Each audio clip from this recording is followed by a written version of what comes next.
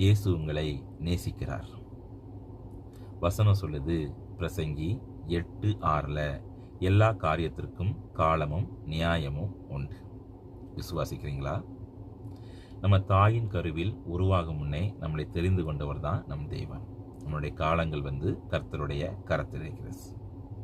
நம்ம வாழ்க்கையில் என்ன நடக்கணும், இல்லை நமக்கு விரோதமாக வருகிற காரியத்திற்கு ஏற்ற நியாயமாக இருக்கட்டும், ஒரு காலம் உண்டுங்க. சோர்ந்து போகாதீங்க. கர்த்தர் தந்த நாளை கர்த்தருக்குள்ளாக சந்தோஷமாக வாழ்வோம்.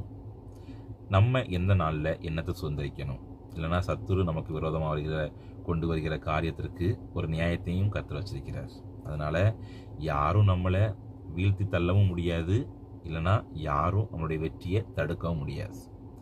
காலத்துக்கு ஏற்ற பிரகாரமாக ஏற்ற காலத்தில் சகலத்தையும் திருப்பிக் கொள்ளத்தக்கதாக தெய்வம் நம்மளை நடத்த அதிக வல்லவர்.